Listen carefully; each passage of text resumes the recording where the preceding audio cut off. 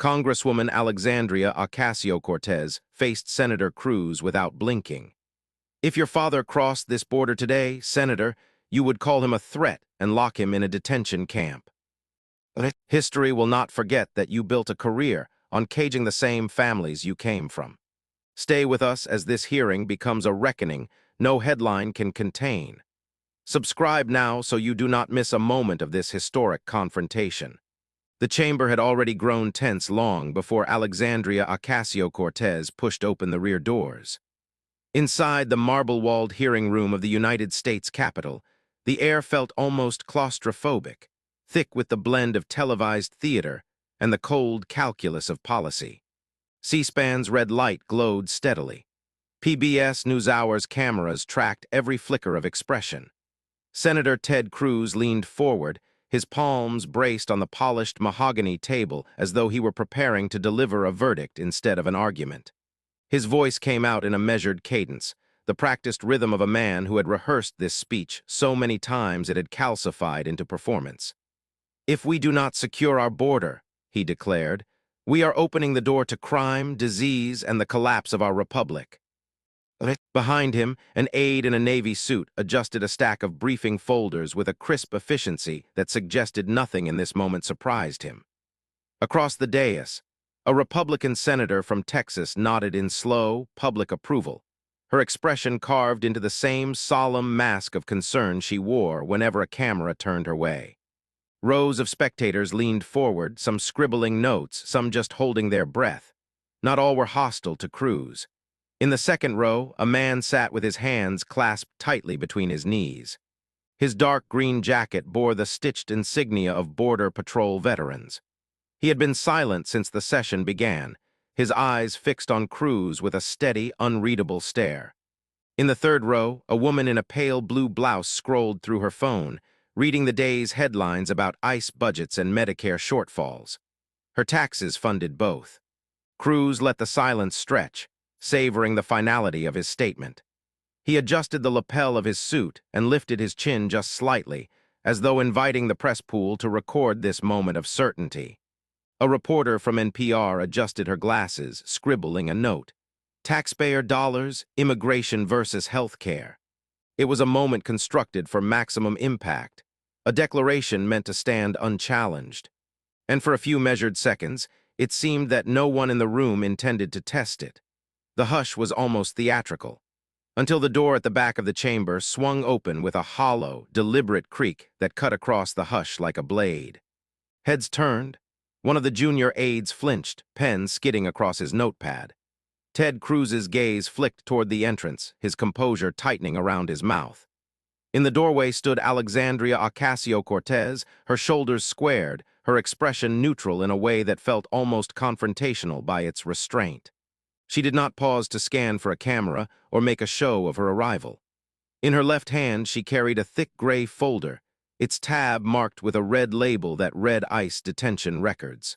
In her right, a manila envelope folded over itself, its bulging contents pressed flat by the force of her grip.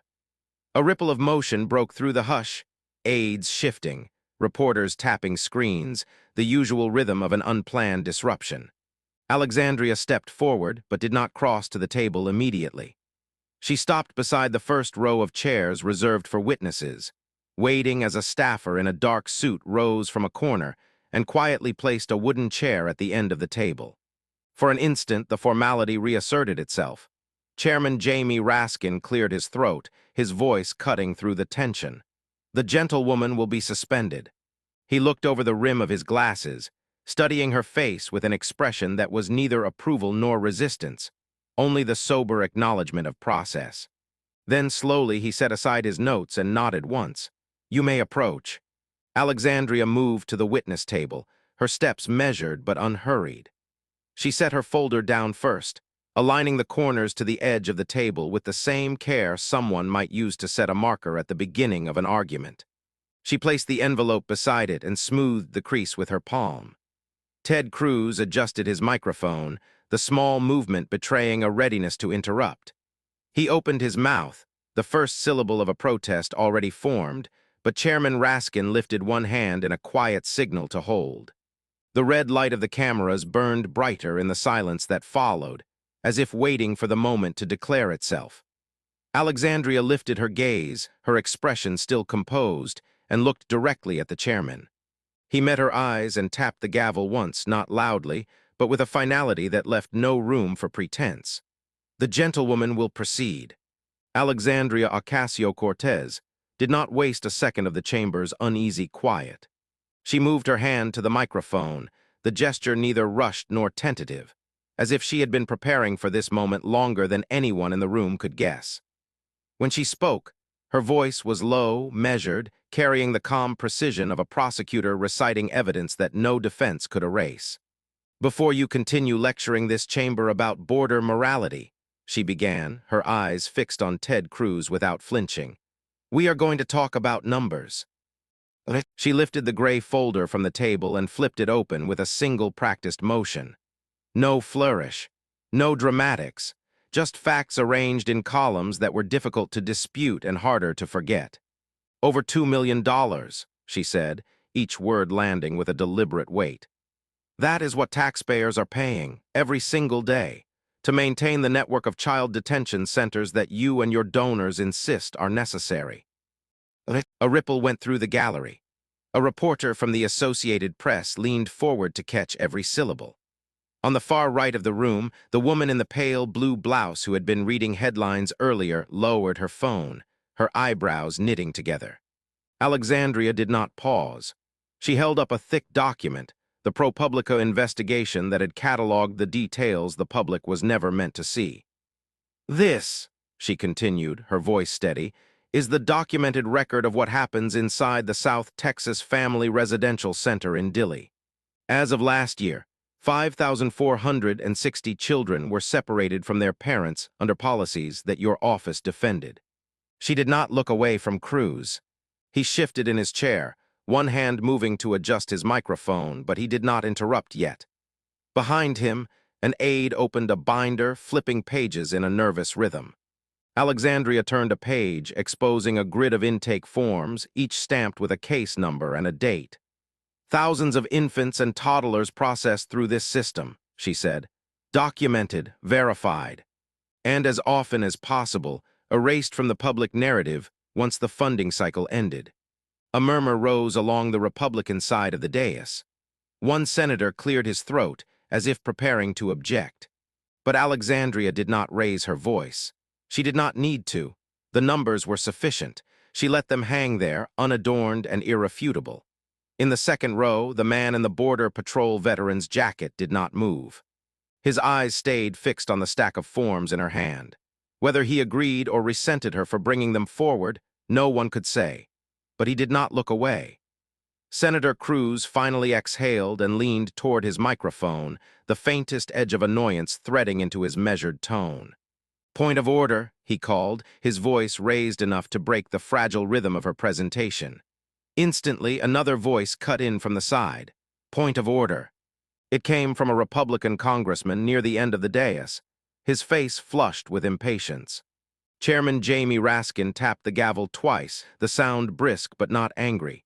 "The gentlewoman will suspend," he said, his tone precise as a scalpel. Alexandria closed the folder without lowering her gaze. She did not look at the cameras or the aides or the restless faces shifting behind Cruz. She simply waited. Chairman Raskin looked down at his notes, then lifted his eyes to study her face. It was not quite scrutiny, more like a moment of silent calculation. The red light of the cameras gleamed brighter in the pause, as though the entire chamber had been drawn into a single held breath. At last, Raskin nodded once, the movement as deliberate as any verdict. "You may proceed," he said, his voice dropping a fraction of an octave. The words were neither encouragement nor rebuke, only permission. A faint shuffling began among the rows of reporters as they reoriented their cameras. Alexandria opened the folder again, this time laying it flat in front of her. She did not immediately resume speaking. Instead, she reached for the manila envelope she had brought in with her. Her hand pressed it against the table with a controlled finality that suggested whatever it contained would cut deeper than any line already delivered. The cameras panned closer, the red lights blinking in perfect unison. Her thumb traced the edge of the seal, but she did not open it yet. She let the room see it, let the DHS logo stamped across the front imprint itself on every screen tuned in to the hearing. The woman in the blue blouse in the third row leaned forward, her phone forgotten in her lap. A low hum of tension built across the dais, a sound too diffuse to call speech but too restless to be ignored. Alexandria rested her hand flat on the envelope and finally lifted her eyes to Cruz again. She did not speak. She did not need to. The folder, the envelope, the silence, together they formed an accusation no amount of rehearsed indignation could dismiss. And in that quiet, every person in the chamber understood that the reckoning had only begun. Alexandria Ocasio-Cortez kept her hand steady on the envelope, the crease in the manila paper still pressed flat beneath her palm. The hush in the chamber had begun to splinter, not into loud protest, but into the restless shuffling of people who sensed that what came next would not be easily contained. She lifted the envelope and peeled back the flap with a quiet deliberation that made the cameras tilt closer. Inside lay a single document, folded in thirds, the paper aged to a dull ivory that no modern printer could mimic. Without glancing at Cruz, she unfolded it and raised it so the official seal was visible to anyone who cared to look. Her voice did not rise. It did not need to. July 27, 1957, she began, reading each word as if it were being carved into the record by her breath alone. Rafael Benito Cruz Diaz, petition for political asylum. Grounds, fleeing persecution following the fall of the Batista regime in Cuba. A rustle moved through the chamber, part curiosity, part discomfort. Cruz's jaw tightened. He leaned closer to his microphone, fingers braced on either side of its thin stem. "Stop!" he snapped, the words spilling out sharper than he intended. "My father came here legally. Do not stand there and twist his story for your own theater." Alexandria did not look away from the page.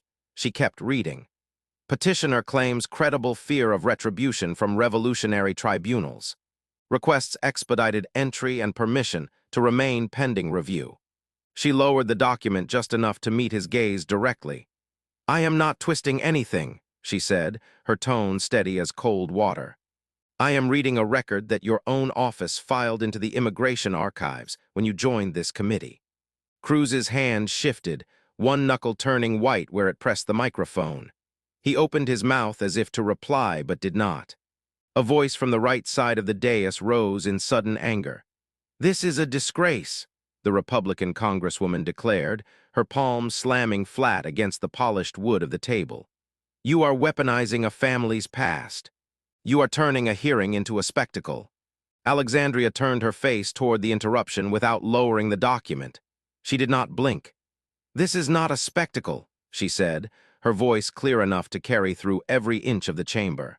"This is the truth, and if the truth is uncomfortable, it is because it should be." A reporter from Reuters raised her camera, the lens adjusting to capture the contrast between the old record in Alexandria's hand and the flush of frustration climbing Ted Cruz's throat. The man in the Border Patrol veteran's jacket shifted his weight but did not look away. Alexandria let the moment breathe. Then she lowered the paper all the way, laying it flat on the table so the seal faced Cruz. Her next words came slower, each syllable spaced as if she wanted to be certain no one in the chamber could pretend they did not understand. "If your father arrived at this border today," she asked, her tone neither rhetorical nor theatrical, "would you call him a refugee or an invader?" The question did not echo because no one made a sound to carry it. Cruz closed his eyes for the briefest fraction of a second. When he opened them, he fixed his stare on the folder rather than her face. He exhaled, the sound rougher than his usual controlled cadence, and pulled the microphone closer, as if proximity alone could help him reclaim the moment. "My father," he began, the first word pulled tight across his teeth, "entered through the legal process. There is no comparison between." Alexandria lifted a hand to stop him, not with a flourish but with the simple authority of someone unwilling to cede ground to a practiced evasion. "I did not ask how he entered," she said. "I asked what you would call him." The congresswoman across the dais made a small noise of protest, but Alexandria did not look away from Cruz. Her hand stayed on the document.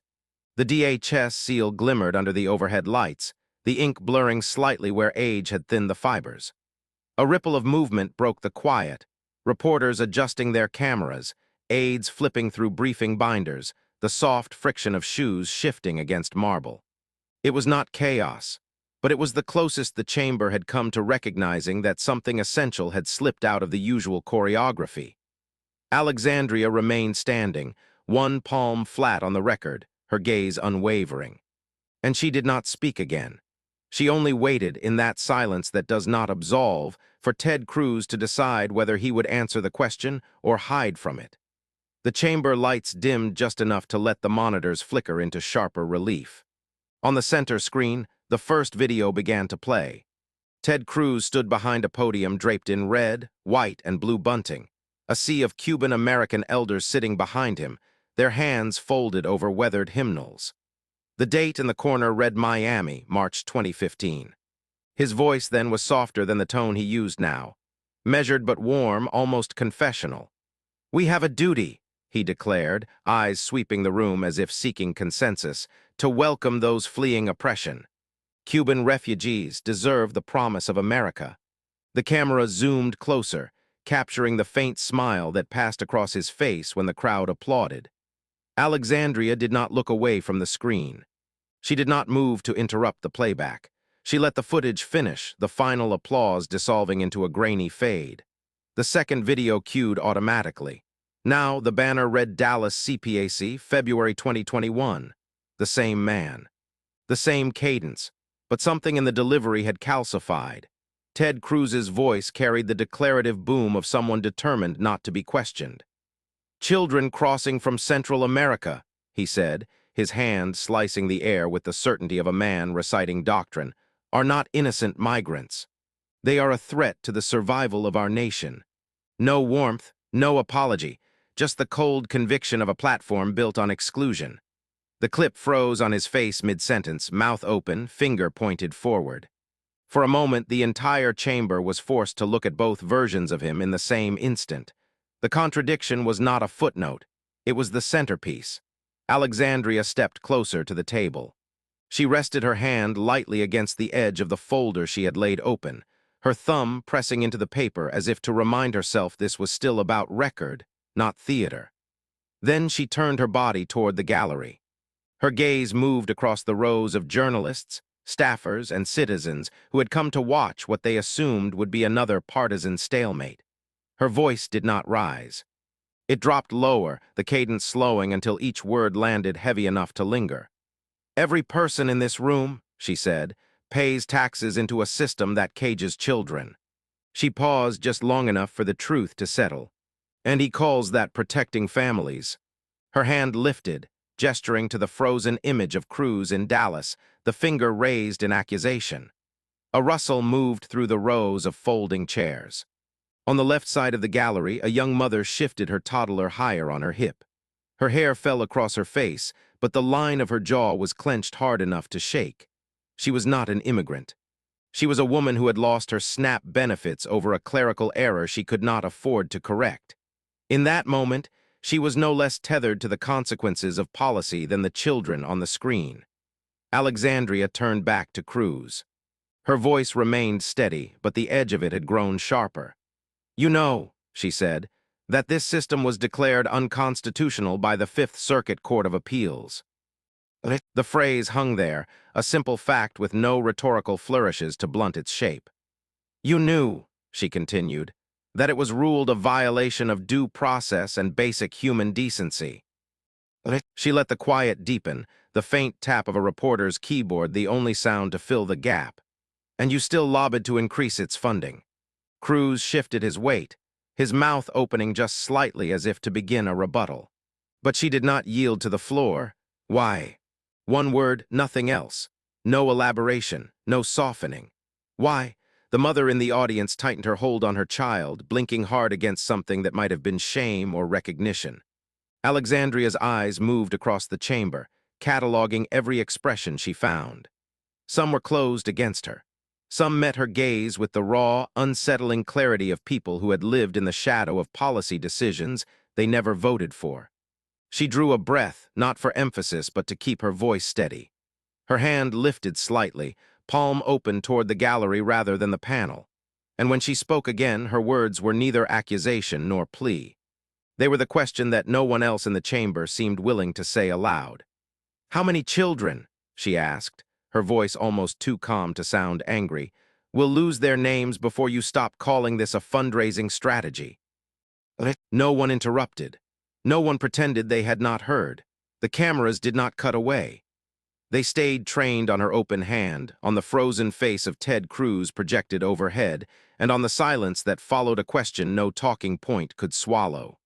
Ted Cruz's fingers tightened around the stem of the microphone as if he could choke the moment back into submission. His voice was taut, stripped of the polished cadence he favored when the cameras were friendly. "This is nothing more than emotional theater," he snapped, each syllable clipped short to keep them from trembling. "People's lives are not your props." The chamber did not erupt, it only waited. Alexandria Ocasio-Cortez did not flinch. She kept her hand on the manila envelope, her thumb resting over the faint crease that had been pressed into the paper by hours of handling. Slowly, she drew it closer and peeled back the flap, her movements as calm as if she were unsealing a routine memo rather than a record no one had planned to discuss in public. Her voice, when it came, was even quieter than before. "This is not a prop," she said. "This is a transcript." She pulled the folded document free and unfolded it with deliberate care, revealing a cover page stamped in block letters. United States Senate Committee on Ethics. Internal interview summary. Released to the public record June 23rd of this year. She let the heading rest there just long enough for every person in the room to read it. A reporter from NBC raised her phone, snapping a photo that would be on 1,000 timelines before the hour was over. Cruz's jaw shifted, the muscle jumping once near the hinge. Alexandria lifted the first page to eye level, her gaze still locked on him. "This document," she said, "is not something I invented. It was entered into the public record last month. But none of the networks that amplify your narrative chose to broadcast it." She turned the page over. Her finger traced a highlighted sentence halfway down the text. She did not look away as she began to read.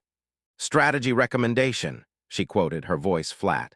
"Repeat language associating undocumented children with terms illegal, threat, disease to reinforce fear perceptions and accelerate donations among Southern state donors." The last word hung in the air longer than any of the rest. Donations. No one moved. Even the congresswoman who had shouted earlier did not interrupt. Ted Cruz's lips parted in a thin line of protest, but nothing emerged. Alexandria lowered the page, her fingers holding it lightly at the edges as if it were contaminated. "You signed off on this memo," she continued, her tone unhurried. "You authorized its distribution to your campaign committee. You used it to justify an advertising budget that rose by 23% in one quarter." He exhaled sharply, the microphone catching the ragged edge of the breath. "Fabricated," he said, the word more a reflex than an argument. "Completely fabricated. I never approved any such language." Alexandria did not reply immediately. She turned back to the table, laid the transcript flat, and smoothed its top edge with the side of her hand. The cameras adjusted their focus. A red indicator light blinked over the center aisle as the feed beamed out to every living room that had tuned in expecting another forgettable hearing. She looked up. Her expression was not a triumph. It was something colder and harder to deflect. The steady calm of someone who did not require permission to name what she had seen. "Would you like me," she asked, her voice steady as glass, "to read the entire text into the congressional record?" The quiet that followed was not the hush of confusion. It was the pause of a room realizing that there was no more room to maneuver. On the third row, the young mother shifted her child against her chest and stared at the carpet, her free hand knotted in the fabric of her skirt. The man in the Border Patrol veteran's jacket dropped his gaze to the floor, a faint flush moving up the side of his neck. Ted Cruz adjusted his posture, one shoulder rising higher as he drew in a shallow breath. The movement was mechanical, the body's instinct to armor itself when the mind had no counter-argument left. Alexandria stayed exactly where she was, her hand resting over the transcript as if daring him to call her bluff. But she did not bluff. The cameras narrowed their frame until his face filled the monitors across the country. His brow creased, a line of tension etching itself between his eyes. And in that moment, the polished certainty he had carried all morning began to fracture under the weight of a single question he could not silence. The lights caught the sheen of sweat at his hairline. His breath turned ragged, too loud in the microphone to ignore. And still, Alexandria waited. Alexandria Ocasio-Cortez did not look away from Ted Cruz as she reached into the folder one final time.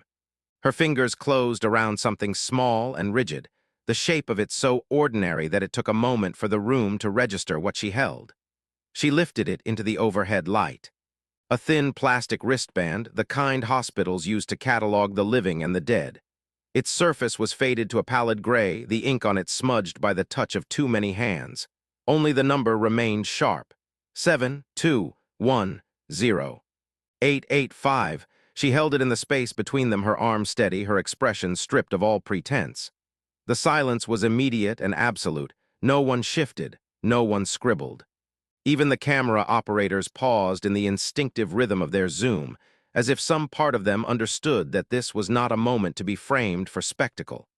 Alexandria did not raise her voice. If anything, it became quieter. Each word delivered in the same flat cadence a medic might use to pronounce a time of death.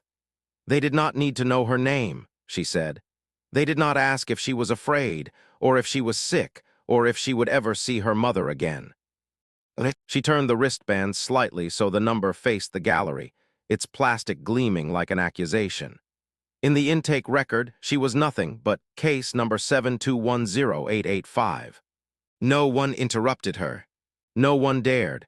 Her thumb traced the edge of the tag as if she could conjure the shape of the child it once belonged to.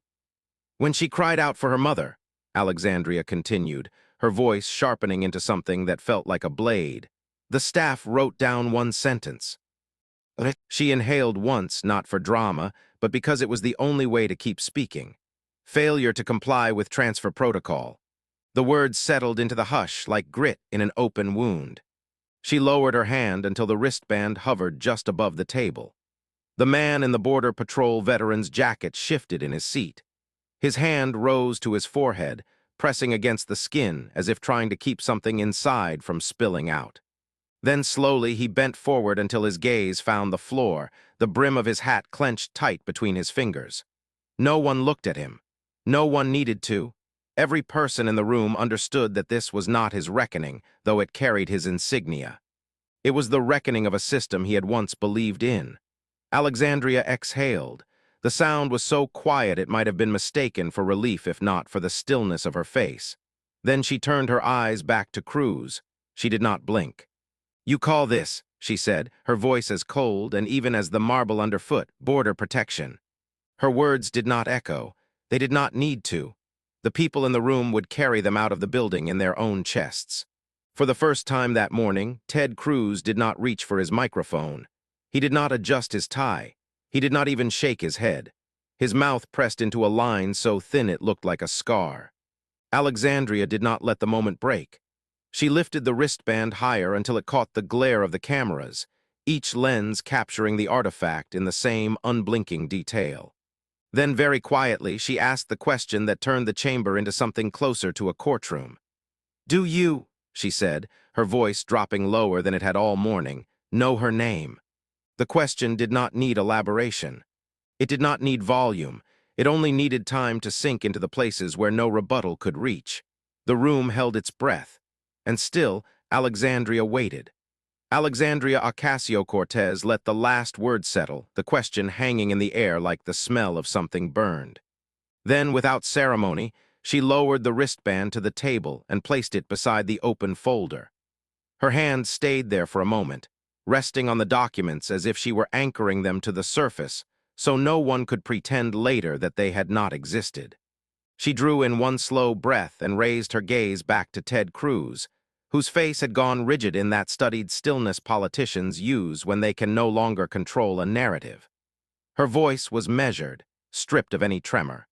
"You call this keeping America safe?" she said, her tone so quiet it forced the room to lean closer to hear. She did not look at the cameras.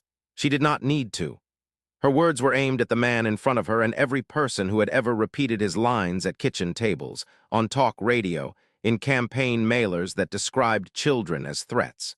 She took one step closer, the soft impact of her heel echoing in the hush. Her next sentence landed with the flat finality of a verdict.